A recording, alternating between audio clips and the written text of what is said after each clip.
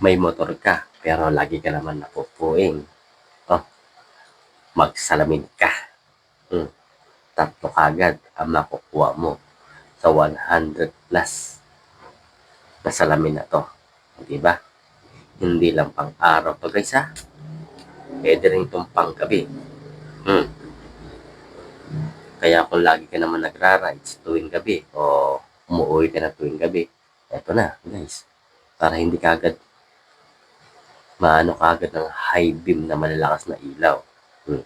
Kagandahan nito guys, magnetic na siya sa pares tagiliran.